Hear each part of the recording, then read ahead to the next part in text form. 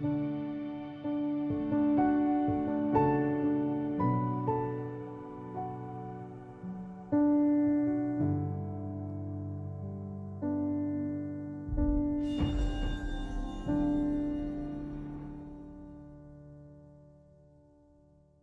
환경이 너무 생소해서 이 강대상으로 쭉 돼 있는 그런 데서 설교하다가 지금 되게 지금 시작을 어떻게 해야 되는지 까먹어 버렸습니다.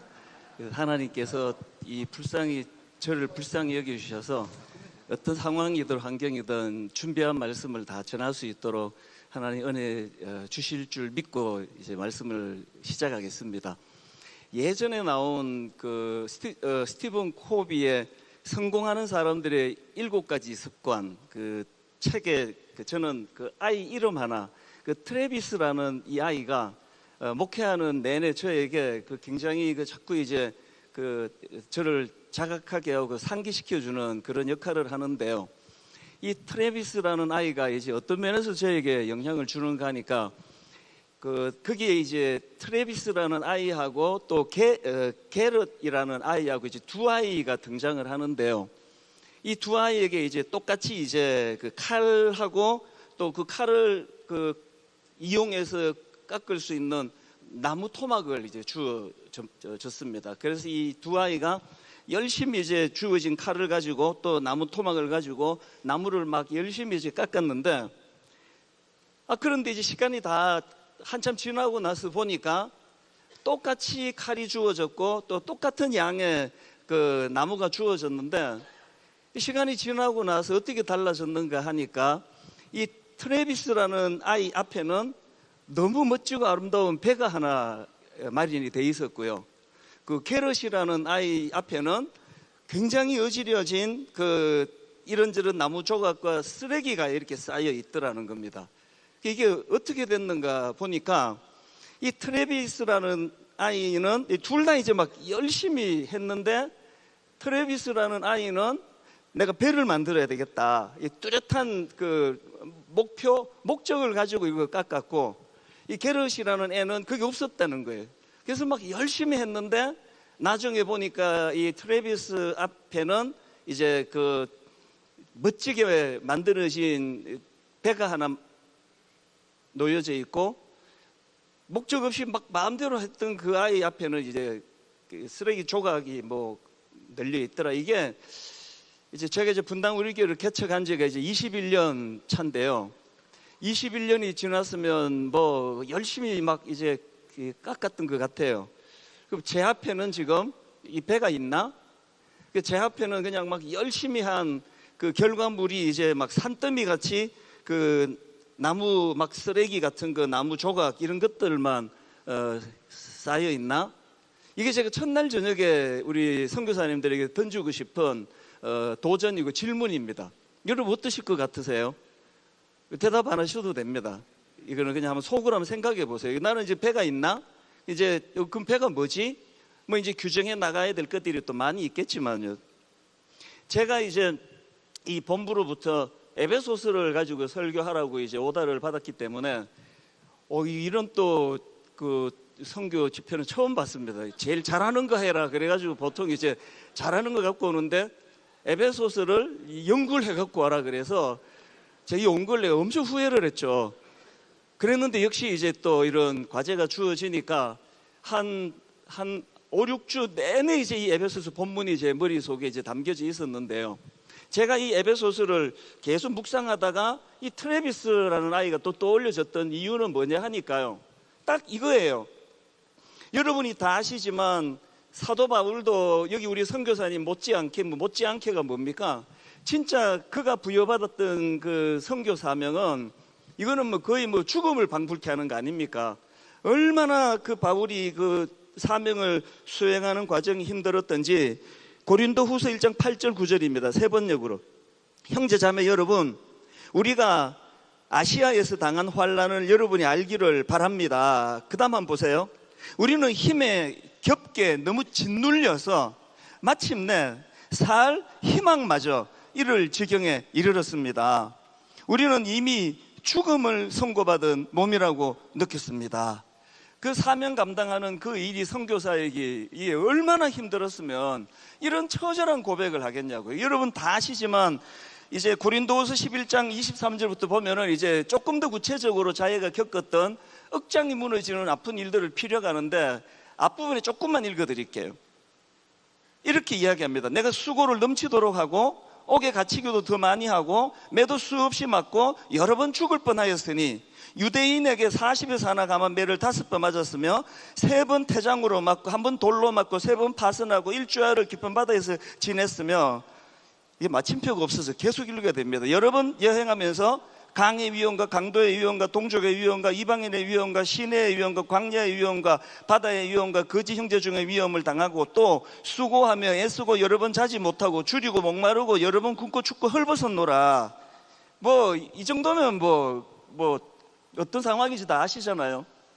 제가 이제 이 에베소서를 이제 계속 묵상을 하면서 이제 저에게 주어진 본문을 가지고 생각을 하는데, 본문도 제게 이제 굉장히 도전이 됐지만 이 에베소서를 쓴 선교사로서 사도 바울의 모습을 보면서 제가 너무 이해가 잘 안 되고 또 이게 좀 너무 좀 와닿지가 않을 정도인 거예요. 이게 뭐냐 하니까 쉽게 말해 이런 거예요.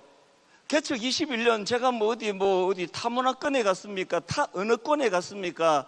뻔한 그 동네에서 그 분당에서 교회를 개척했는데도 저는 정말 축을 그냥 막 그만두고 싶은 이런 충동을 느낀 거는 글쎄요, 셀 수 없이 많고요. 제가 가도 감옥에 갔습니까? 기껏 이제 욕은 좀 얻어먹고 살았지만 근데 제가 이제 이번에 이걸 새로 돌아보면서 아니 사도 바울은 이런 끔찍한 그 고난의 과정을 겪었는데 이분은 왜 이렇게 안 지치시는 거야? 난 왜 이렇게 잘 지치지? 걸핏하면 지치고 못해 먹겠다 그러고 집에서 이제 제 아내한테만 하지만 여러분이 지금 여기 오시기까지 여러분만이 겪어내야 했던 그 마음고생은 다 나와서 해보시라 그러면 밤을 샐 수 있을 거 아닙니까? 근데 이해가 안 되는 거는 바울이 자기가 지금 겪었던 이야기들 실제로 정말 이거 죽음을 방불케 하는 이런 과정을 겪었는데 사도 바울에게는 왜 이게 지치는 게 없느냐는 거죠. 또 지쳐도 어떻게 금방 회복이 되느냐는 거죠. 우리는 왜 이렇게 슬럼프가 자주 오고 한 번 또 지치면 회복하는데 시간이 또 엄청 걸리는 이런 일이 도대체 뭘까? 그러다가 생각해낸 게 제가 트래비스라는 아이였다니까요. 제가 첫날 우리 선교사님들한테 제가 여쭈어보고 싶은 게 이거거든요. 여러분에게는 이런 목표가 있으셨죠? 목표가 있으셨으리라고 생각을 합니다. 그러면 무슨 목표가 있으셨습니까? 어떤 목표가? 뭘 여러분이 해내면 난 그래도 선교 보람이 있다고 이렇게 하실 수 있는 목표가 있으실 거 아닙니까? 그게 뭐냐고요? 제가 이 에베소서 앞부분을 묵상을 하다가 보니까 여러분 너무너무 다 아시는 이야기인데요, 1장 3절부터 14절에 걸쳐서 하나님께서 우리를 구원해 주시고 또 하늘에 속한 온갖 신령한 복을 주시기 위하여 바울이 지금 더 이거를 강조하기 위해서 삼위 하나님이 하신 일을 구분지어서 설명을 하고 있지 않습니까? 그런데 먼저 성부 하나님께서 우리를 구원하시기 위하여 하신 일을 3절부터 6절까지 기록하는데, 그 성부 하나님이 하신 일에 관한 마무리를 어떻게 짓느냐 하니까 마지막 6절입니다. 이는 그가 사랑하시는 자 안에서 우리에게 거저 주시는 바 그의 은혜의 영광을 찬송하게 하려는 것이라. 이런 목적으로 우리를 구원하기 위하여 그렇게 애를 쓰셨대요. 하나님 그의 은혜의 영광을 찬송하게 하려고. 그리고 그 다음에 이제 성자 예수님이 우리를 구원하시기 위해 하신 일이 7절부터 12절까지인데, 똑같이 마지막 12절에 왜 예수님께서 우리를 구원하시기 위하여 이렇게 애를 쓰셨는지 그 목적하신 바를 12절에서 똑같이 이야기합니다. 이는 우리가 그리스도 안에서 전부터 바라던 그의 영광의 찬송이 되게 하려 하심이라. 마지막 성령 하나님이 하신 일에 대해서도 똑같습니다. 13절 14절에서 성령 하나님께서 하신 일들을 다 피력하시고는 그리고는 똑같이 왜 성령 하나님이 그렇게 우리를 구원하시려고 애쓰셨냐 하니까 14절이에요. 이는 우리 기업의 보정이 되사 그 얻으신 것을 속량하시고 그의 영광을 찬송하게 하려 하심이라. 사도 바울이 왜 이렇게 극심한 고난을 당하고 두들겨 맞고, 저는 뭐 감옥에 가본 적도 없는데요, 못 견디겠는 게 자꾸 오해하는 거더라고요. 아닌데 자꾸 이렇게 뭐 오해하면은 이게 막 사람이 이게 막 미치는 거죠. 왜 이렇게 자꾸 오해하지? 바울은 오해만 당하고 끝나는 게 아니라 그렇게 감옥에 들어가고, 그리고 그 결과 두들겨 맞고, 나는 이렇게 잘 지치는데 왜 바울은 안 지치는가 하니까요, 이게 목적이 다른 게, 목적이. 우리 뭐 웨스트민스터 소유리 문답 다 인간의 첫째 목적은 무엇입니까? 첫째 목적은 하나님을 영화롭게 하고 그를 영원토록 즐겁게 하는 것입니다. 고린도 10장 31절에 그런즉 너희가 먹든지 마시든지 무엇을 하든지 다 하나님의 영광을 위하여 하라. 또 칼빈도 이런 말 했답니다. 모든 교리, 모든 신앙, 모든 믿음의 고백 그 중심은 하나님께 영광입니다. 존 스톱트 목사님도 이런 말을 했대요. 하나님의 백성은 하나님의 영광을 위하여 산다. 다 얘기하잖아요. 또 설교할 때 다 이렇게 또 해야 되고요. 저도 다시 베껴 갖고 왔는데요, 실제적으로 삶 속에서는 이게 목표가 아닌 거예요. 이게 목표가 아니고, 사도 바울하고 저하고 비교를 해보니까 그 초점이 뭐냐, 저는 저한테 있어요. 저한테. 그냥 누가 또 오해하나? 막 이렇게 막풀 달고 하면은 이거 어떻게 풀어줘야 되나? 이런 데 생각을 많이 저는 하는 편이고요. 저만 그렇죠? 바울의 목표는요, 그 에베소서를 기록하는 서두에서부터 그가 그냥 하나님 이렇게 하셨다 이래도 되는데, 성부 하나님 이렇게 하셨고, 그분의 목표는 우리가 그분을 찬송하게 하기 위한 거라고.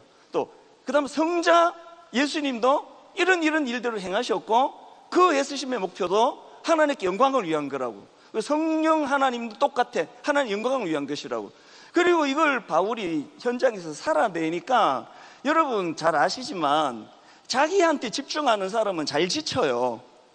자기한테 집중하는 사람은 굉장히 잘 지칩니다. 비교도 잘하고요, 이제 나보다 설교 더 잘하는 누가 또 나타났나 이런 게 굉장히 신경 쓰이고. 그래서 우리 부목사님한테 그런 얘기를 해요. 이제 당신들 큰일 났다. 이제 이게 그냥 유튜브 이런 걸로 온 동네 목사님들하고 다 지금 라이벌이 됐는데, 요즘에는 이 돌아가신 분들까지 다 우리 라이벌이에요. 똑하는 목사님, 돌아가신 지가 지금 하용조 목사님 계속 이게 우리하고 라이벌이 되셔가지고 못 견디는 거죠. 하루도 편한 날이 없는 거죠. 이게 도대체 또 밑에서 또 치고 올라갈까봐 신경도 쓰이고 이러니까 당연히 피곤하죠. 그리고 잘 지치고요. 한 것도 없이 지쳐요. 계속 앉아가지고 이제 그 생각만 하고 있고. 그러니까 제가 저 자신을 반성하는, 사실 이게 또 선교하시다가 오셨는데 제가 당신들이 그렇다 그러면 이게 신뢰라 가지고 이제 저를 지금 계속 까면서 이렇게 이야기하지만 양심껏 알아서 들으셔요. 여러분 왜 이렇게 잘 지치시느냐고요. 슬럼프가 왜 이렇게 자주 오시느냐고요. 자기에게 집중할수록 우리 에너지 낭비가 많아요. 잘 지쳐요. 자기에게 집중할수록. 여러분 다 아시잖아요. 뭐가 상처입니까? 여러분 어떨 때 상처 받으세요? 내가 마음을 담고 있는 그게 상처예요. 예를 들어서 이제 제가 이제 예를 들면은 저보고 누가 못생겼다, 그 상처가 하나도 안 돼요. 누가 나보고 목사님 못생겼고 이런 얘기하면 내가 바로 동의해버리고. 왜냐하면 어릴 때부터 늘 들어왔던 얘기이기 때문에 그게 상처가 안 됩니다. 마음이 안 가면 누가 뭐라고 놀려도 상처가 안 돼요. 누가 여러분 보고 그 선교사님이 그렇게 영어를 그렇게 못하시느냐고 그러면 또 엄청 상처가 되실 거예요. 그 의학도 못하면서 선교하느냐고 그러면 여러분은 굉장히 괴로울 텐데, 누가 저보고 그 영어를 그렇게 못하느냐 그러면요, 그래서 내가 한국에서 목회하는 거 아니냐, 그런 끝이에요. 마음이 가 있는 그게 상처라니까요. 여러분이 지금 뭐에 잘 상처를 받으세요? 뉴스에서 어느 목사가 말도 안 되는 더러운 짓을 해가지고 뭐 그것이 알고 싶다, 거기에 막 하나님 이름이 막 조롱을 당하고 이럴 때 여러분 상처 안 받으시지 않으세요? 그 괜찮지 않으세요? 저는 괜찮더라고요. 왜 그럴까요? 말씀드렸잖아요. 저는 관심이 저에게 있거든. 나만 악플 안 달면은 별로 아픈 게 별로 없습니다. 왜 유독 우리 개신교 목사님들, 교회들 또 그 개신교의 하나님을 많이 이렇게 그 조롱을 하는가 하니까요. 그 원인은 우리도 제공을 했지만 우리가 제일 만만한 거예요. 우리가 제일 만만한 거예요. 뭐 주님을 아무리 건드려 봐도 뭐 집에서 약간 열받고 끝내는 거 아닙니까? 여러분 왜 이렇게 잘 지치시는지 점검해 보시는데요, 트래비스라는 아이처럼 목표가 없거나 목표가 잘못 설정됐거나 해요. 자, 한번 생각해 보세요. 하나님이 여러분을 그 선교사로 왜 부르셨는지 한번 생각해 보세요. 왜 부르셨을까요? 오병이어의 기적을 베푸시기 전에 예수님께서 제자들 보고 니들이 먹을 걸 주라 그러잖아요. 그래서 이제 그 어린애 도시락 하나 겨우 구해가지고 갖다 드렸더니 예수님이 이게 어린애 도시락이 뭐 마중물 같은 겁니까? 이거 없으면 못 하시는 거예요. 마중물 하면은 이제 가나 혼인잔치가 더 정확하겠네요. 예수님이 이거 하인들 보고 그 항아리에 물을 채우라 그러시잖아요. 그날 하인들이 그거 안 했습니다. 귀찮아가지고. 그래서 물을 안 채우셔서 그럼 예수님 일을 못 하시는 겁니까? 왜 예수님 자꾸 사사건건 이런 쓸데도 없는 일인데 그 니들이 먹을 걸 줘라 그래서 그 제자들이 막 온 동네 다니면서 겨우 구해 갖고 온 게 어린애 도시락이에요. 그게 그 제자들이 실력이라니까요. 수많은 사람들 중에 그렇게 수고해서 겨우 갖고 온 게 어린애 도시락, 어른 것도 아니에요. 그 어른 거는 달라고 못하고 그래가지고 애 마마 막 두들겨 꿀밤 때리고 그래서 뺏은 것 같아요. 여러분 지금 혹시나 여러분의 선교가 그 어린애 도시락 나 3개 모았어. 난 어린애 도시락 나 10개 모았단 말이야. 근데 3개밖에 못 모아. 이거 아닙니까 혹시? 선교지에 가서 여러분 주님이 여러분 그 도시락 모아오지 않으면 예수님은 그럼 기적을 못 베푸시는 겁니까? 그래서 초점이 잘못됐다니까요. 왜 이렇게 맨날 지치시느냐고요. 난 무능하다고 막 가슴 치고 난 한 게 없다 그러고 어떤 사람은 또 막 또 어린애 도시락 한 몇 개 또 구했다고 막 얼마나 의기양양합니까? 그 하나님 앞에서 뭐 막 엄청 선교 사역 잘했다고 막 맨날 자랑하고 다니는 그분이 뭐 자기가 그래서 만든 것 가지고 그러면 장정만 5,000명을 먹이게 된 거냐고요. 항아리에 그 물을 부으라고 그 하인들에게 주님이 시키셨는데 왜 그게 필요했느냐고요. 하나님은요 그냥 이런 거예요. 제가 분당 우리 교회를 개척하고 21년이 됐는데요, 그냥 그 꼴대 앞에 서 있으라 그러시더라고요. 꼴대 앞에 서 있었습니다. 그 하나님이 막 주님이 막 저기서부터 막 드리블 해가 11명 다 제치고 와 잘한다 그러는데 딱 공을 그 주님이 또 당구를 잘 치신 것 같아요. 각도를 딱 맞추어 가지고 그냥 골인이 됐어요. 이게 21년 동안의 분당 우리 교회입니다. 너무 어려운 이야기를 하고 있나요? 제가 미국 이민 생활을 포기를 안 하고 난 미국 시민권자인데 나 미국 있을 거야. 그래서 한국에 안 돌아왔으면 분당 우리 교회가 없었으면 그러면 분당 지역이나 경기도 지역이나 한국 교회에 문제가 생깁니까? 제가 청소년 사역을 한 10년 했는데요, 옥하는 목사님이 이 분당에다 개척해라. 근데 아닙니다. 난 중고등보다 좋습니다. 안 할래요. 그래서 개척을 안 했다고 치자고요. 그러면 분당에 무슨 문제가 생길 것 같습니까? 그 꼴대 앞에 서 있으라 그래서 서 있었습니다. 그냥. 그 여러분이 저를 보시면 알지만 안 지쳐요. 저는 한계 없는데 뭘 지칩니까? 그 꼴대 앞에 서 있을 때니까요. 주님이 다 하시고 각도 맞춰서 골인 시켜가지고 모든 사람들이 네가 골 넣었다고 그 영광을 사실 하나님이 저에게 돌려주시는 거 아닙니까? 선교지에서 이걸 자각하고 살라고 여러분 부르신 거라고 생각하거든요. 최선을 다해서 그래도 주님 시키시니까 어린이 도시락 그거 하나, 그거 뭐 평생을 걸고 도시락 하나 주님 앞에 갖다 드린 걸 가지고 막 이걸 그렇게 막 의기양양 하실 것도 없고요. 그럼 뭐 이건 뭐 어린이 도시락 없으면 뭐 주님이 안 하실 것도 아니지 않습니까? 저는 이게 사실은요, 제 스타일에 여러분을 위로하는 거예요. 사실은 너무 힘들어하지 마시기를 바랍니다. 제가 30살 때 이제 한국으로 돌아오고 시민권 반납했을 때 너무 목사가 되는 걸 두려워하니까 하나님이 제게 주신 말씀이 있는데 이 말씀이에요. 미쁘다 이 말이요, 사람이 감독의 직분을 얻으려 하면 선한 일을 사모한다 함이로다. 그래서 목사가 됐잖아요. 사모하는 걸 누가 못하느냐고요. 선한 일을 하는 일이라고 안 했습니다. 제가 어떻게 하느냐고요. 목사, 장로, 감독 직분 선한 일을 사모하기만 하면 된대요. 그래서 여러분들이 이제 그 목표가 좀 분명해야 되고요. 그 하나님께 영광입니다. 그리고 그 목표를 수행하는 과정에서 자꾸 어떤 이 세상의 풍조에 우리가 놀아나다 보니까 자꾸 그 가시적인 그 무엇, 숫자, 규모, 뭐 예산 이런 걸로 자기를 평가하기 때문에 이렇게 잘 지치는 거예요.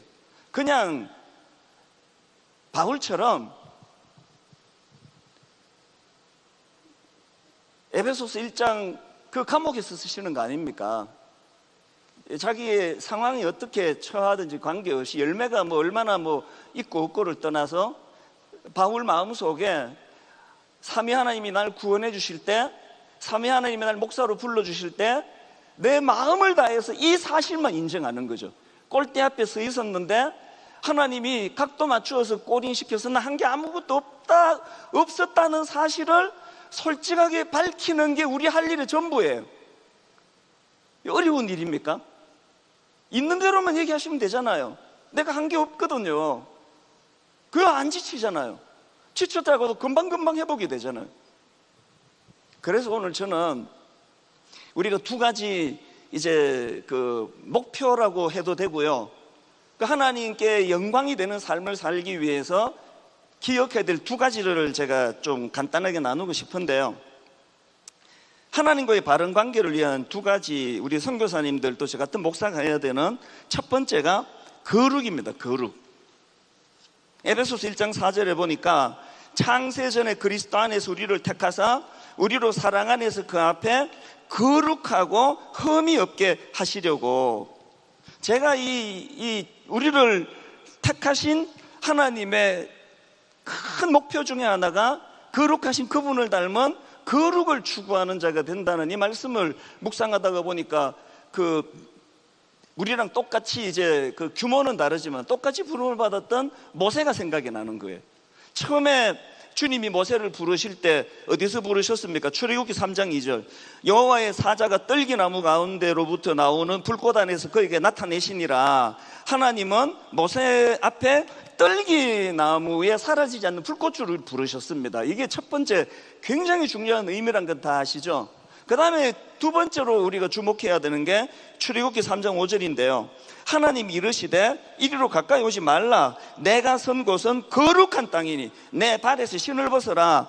여기서 신을 벗는다는 게 뭐 여러 가지로 해석이 되지만 오늘은 신 벗는 거에다 초점을 두지 말고 바로 그 앞에 나오는 네가 선 곳은 거룩한 땅이니, 거룩한 땅이니 여기다 초점을 맞추어 보자는. 신을 벗는 게 뭐냐? 거룩을 추구하는 거잖아요.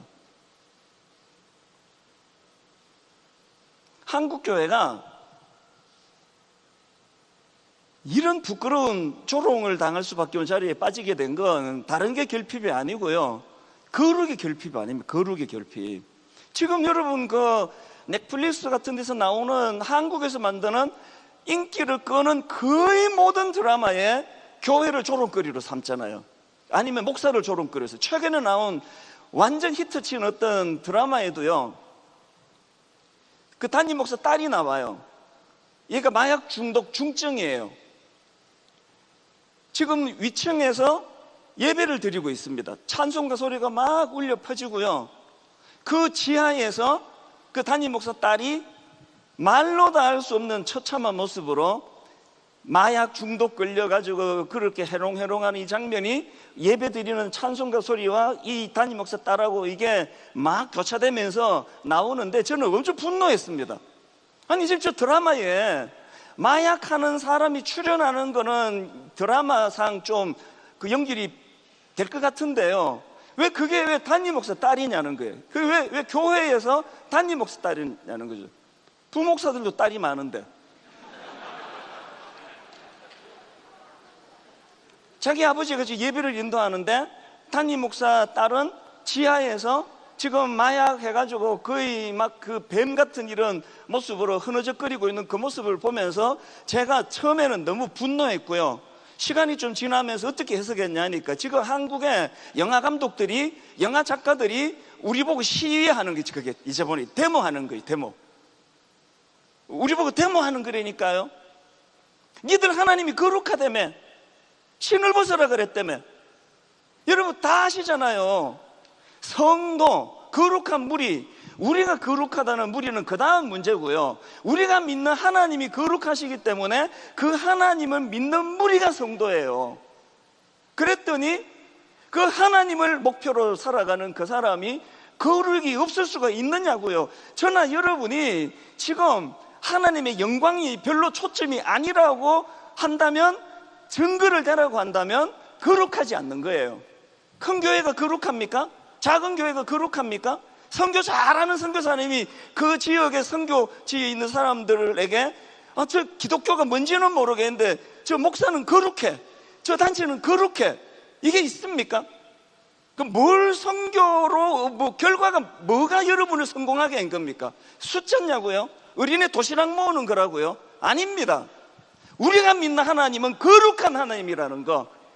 다른 어떤 것으로 내가 당신들과 비교가 안 되지만 나는 성도고 내가 믿는 하나님이 거룩하고 그 하나님이 내가 거룩하니 너희도 거룩하라고 말씀하셨다면 선교사님에게 가장 큰 목표는 거룩하는 거 아닙니까?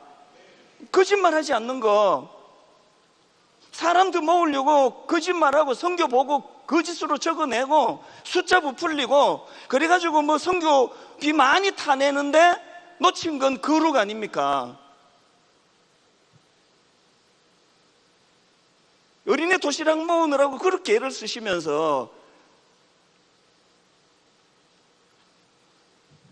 여러분 하나님께서 모세에게 왜 그 떨기나무, 이게 히브리 명으로 세네라는 그 단어인데 이 세네는 연약하다는 뜻이에요. 왜 하나님이 그 정말 상상을 초월하시는 놀라우신 그 하나님이 왜 떨기나무로 임재하시느냐고요. 모세한테 보여주고 싶은 게 뭡니까? 봤지?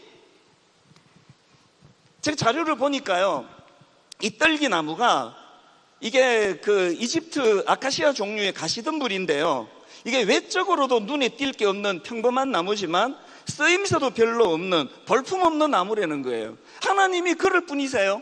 하나님이 그렇게 볼품 없는 그런 존재시냐고요. 하나님이 그 떨기나무로 임하신 거는 모세에게 하고 싶은 말씀이 있잖아요.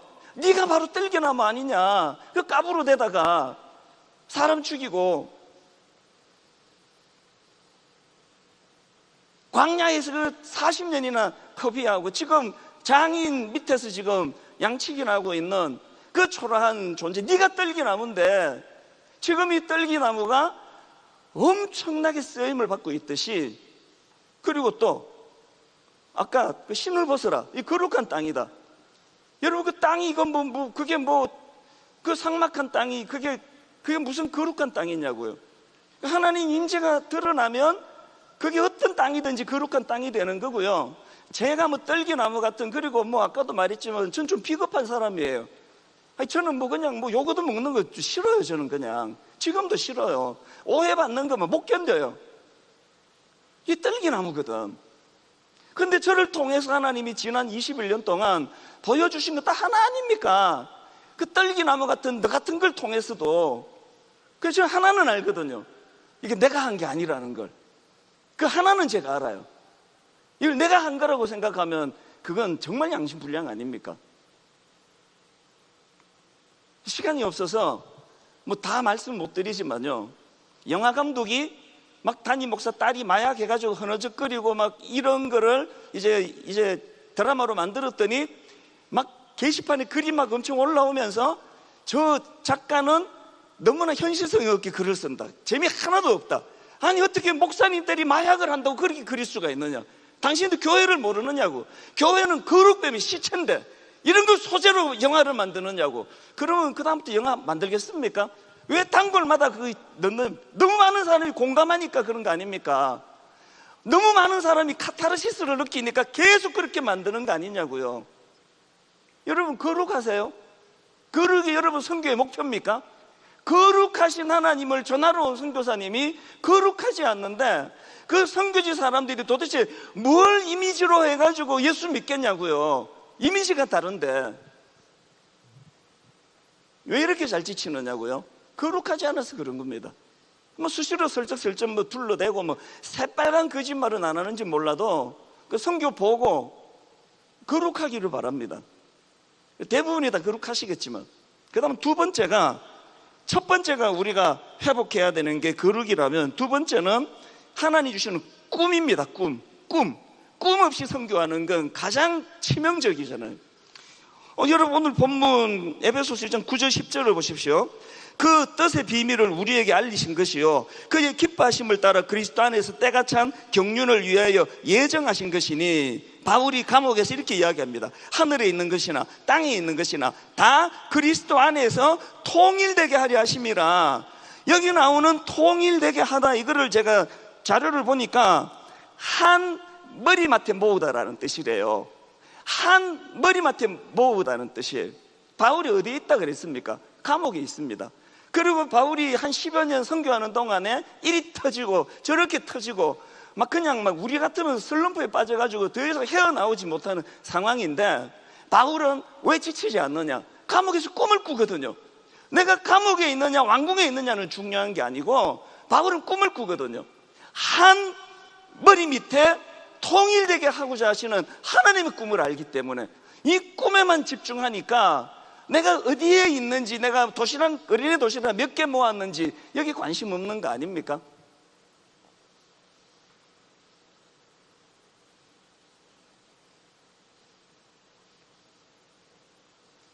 다 말씀을 드릴 수가 없고요.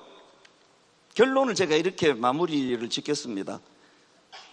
제가 앞에서 부름받던 당시에 모세가 그 떨기나무 같은 존재였다고 제가 이렇게 말씀드렸는데요, 예레미야 17장 6절 7절을 읽고 제가 말씀을 마무리하겠습니다.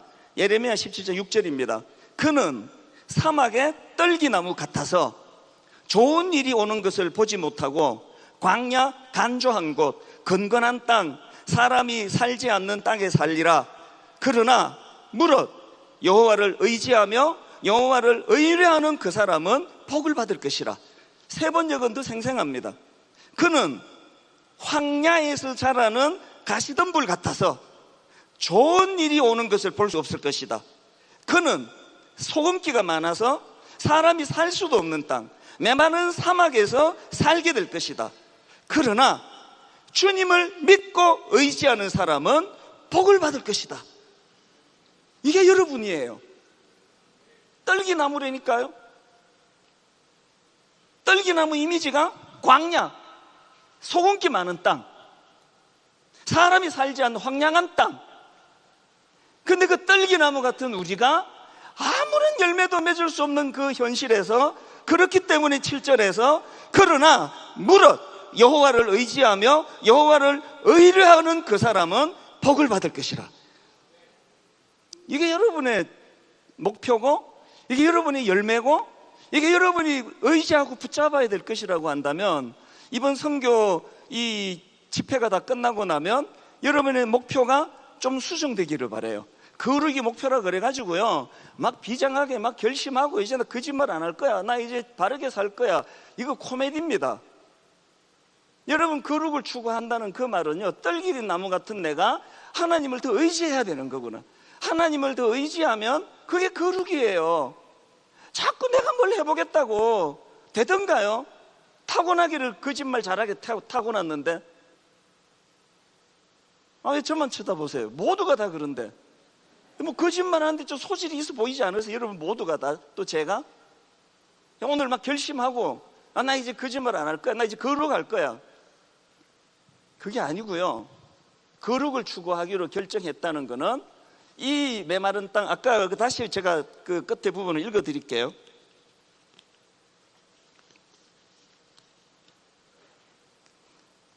그는 황야에서 자라는 떨기나무 같아서 좋은 일이 오는 것을 볼 수 없을 것이다. 그는 소금기가 많아서 사람이 살 수도 없는 땅, 메마른 사막에서 살게 될 것이다. 그러나 주님을 믿고 의지하는 사람은 복을 받을 것이다. 선교지 소금기가 많은 땅 같은 것도 아닙니까? 아무리 애를 써도 어린애 도시락 하나 구할 수 없는 열악한 그곳 아닙니까? 그래서 여러분은 하나님을 의지할 수 있는 절호의 기회가 온 거 아니냐고요. 저 같은 사람은요, 믿음 생기기가 어려워요. 하나님 없이 구할 수 있는 게 너무 많아요. 저 같은 사람은 믿음이 자리 잡기가 진짜 어려워요. 하나님께 기도 안 해도 돼요. 그리고 실제로 잘 안 해요. 너무 많이 구할 수 있는 게 많은데 소금기가 없는 비옥한 땅이거든요, 분당 우리 교회가. 여러분은 소금기가 많은 땅이잖아요. 아무리 구해도 어린애 도시락 하나 구할 수 없는 그런 상황이잖아요. 그러면 여러분은 지금 이 7절에 있는 그러나 주님을 믿고 의지하는 사람은 복을 받을 것이다, 이게 여러분의 목표가 되기를 바랍니다. 한번 다 일어나 보시겠습니까? 한번 자리에서 다 일어나셔서 제가 여러분에게 얼마나 수고 많으셨습니까? 고생하셨습니다. 하나님이 여러분을 위로해 주실 것입니다. 이렇게 설교하는 거 하고요, 지금처럼 이렇게 막 사납게 설교하는 거 하고요, 이게 같은 얘기예요. 이게 다 같은 얘기입니다. 여러분이 해오셨던 그 수많은 억장이 무너지고 가슴 쓸어내리고 외로워 견딜 수가 없고 소금기 많은 땅에서 아무리 뭐를 심어도 열매 하나 나오기는커녕 뿌리조차도 제대로 심을 수 없는 그 열악한 땅에서 외로워서 하나님 더 의지하고 고독해서 하나님 더 붙잡고, 그게 선교라고 생각한다면 이제 더 이상 어린애 도시락 구하러 다니러 수고하지 마세요. 어차피 그거 재료로 서실록 이름 부른 거 아닙니다. 얼마나 의지하는지를 보는 거잖아요. 얼마나 순종하는지를. 그 하인들이 항아리에 물을 안 붓는다고 마중물이 없으면 주님은 일을 못 하시는 것처럼 주님을 제한하는 게 가장 악한 죄예요. 여러분 열매 없어도 하나님 하실 일 다 하세요. 왜 자꾸 우리 시키느냐고요? 순종을 보고 싶은 거죠. 소금기 많은 땅에 아무리 심어도 이게 안 되는 걸 뻔히 알지만 그래도 심으라 하시니 내가 심겠습니다, 이걸 보기를 원하시는데 우린 너무 똑똑해가지고 다 계산하잖아요. 이 심어도 이제 안 되는 거 소용없는데 뭐 좌절만 하고 앉아 있으니까 맨날 피곤한 거죠. 맨날 낙심이 되죠. 그리고 와갖고는 막 그냥 막 마음에 그냥 열등감이 가득 차고 이런 거 아니에요. 전부 다 사탄의 속임수입니다. 여러분 소금기 많은 땅에 아무것도 열매가 없다는 것 뻔히 알면서도 주님이 그리 하라 말씀하셨기에 주님 더 의지하며 주님 바라보며 그렇게 달려나갈 때 그것이 여러분에게 하나님 원하시는 가장 크고 소중한 열매가 되는 줄 믿으시기 바랍니다. 우리 시간 한번 주님 이름 3번 여러분 한번 절실하게 그분을 의지하고 바라는 차원에서 한번 주님 이름 3번 부르고 먼저 회개가 터져야 돼요. 한국교회가 거룩을 잃어서 다 잃어버렸는데 거룩을 잃어버린 가장 결정적인 건 회개가 없기 때문이에요. 오늘 가장 성실하게 주의 사역을 행한 사람일수록 회개가 터지는 신비로운 밤이 되기를 원합니다. 우리 주님 이름 3번 부르고 각자 주신 말씀 가지고 통성으로 기도하시겠습니다. 주여 주여 주여